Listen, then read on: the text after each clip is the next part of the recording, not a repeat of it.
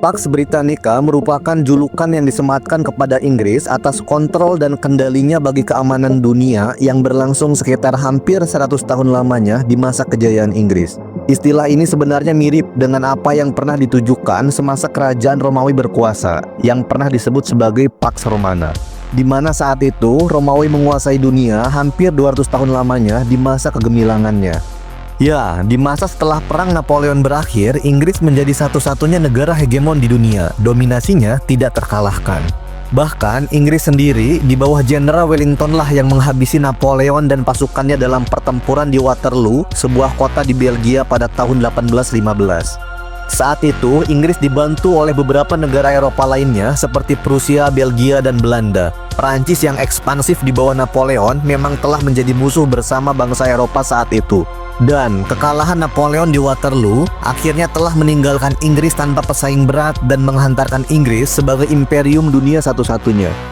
Secara maknawi, munculnya Pax Britannica adalah konsep dan wacana untuk menunjukkan bahwa dunia berada dalam kondisi damai saat Inggris menjadi penguasa.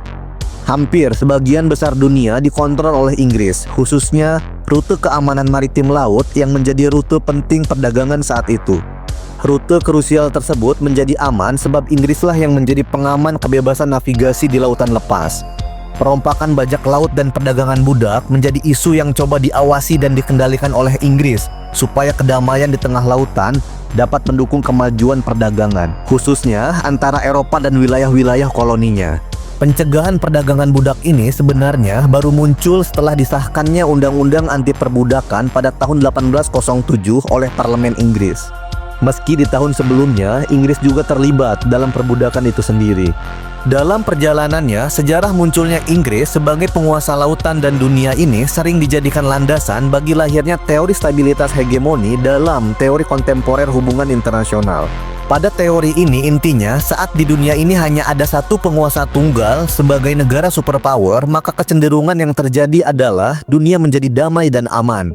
Sebab negara tersebut bisa bertindak sebagai polisi dunia.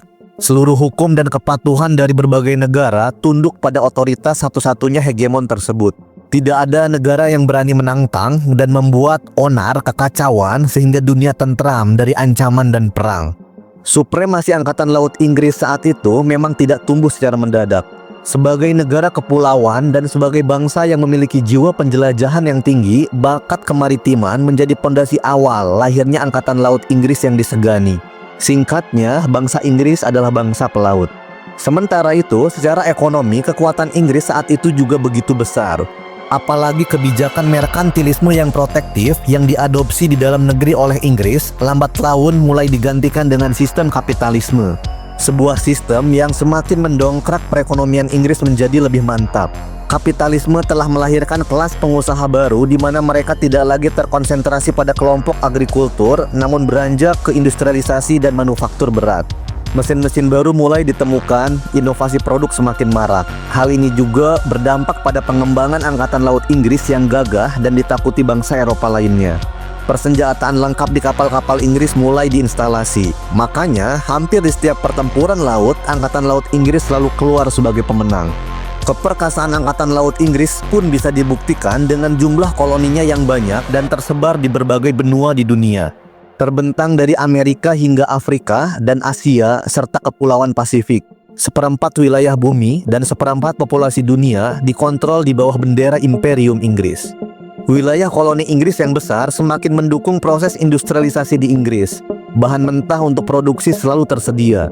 Ditambah, sebagai negara kepulauan, Inggris sendiri kaya akan batu bara yang menjadi bahan bakar yang memompa laju mesin-mesin industri dalam negeri terus berjalan. Dampaknya, ekonomi Inggris semakin menjadi-jadi. Apalagi penemuan sistem perbankan dan saham di Inggris mempermudah proses peminjaman modal untuk usaha baru. Maka tak ayal Inggris menjadi negara yang disegani saat itu. Lalu benarkah dunia benar-benar damai saat itu? Disinilah letak paradoksnya.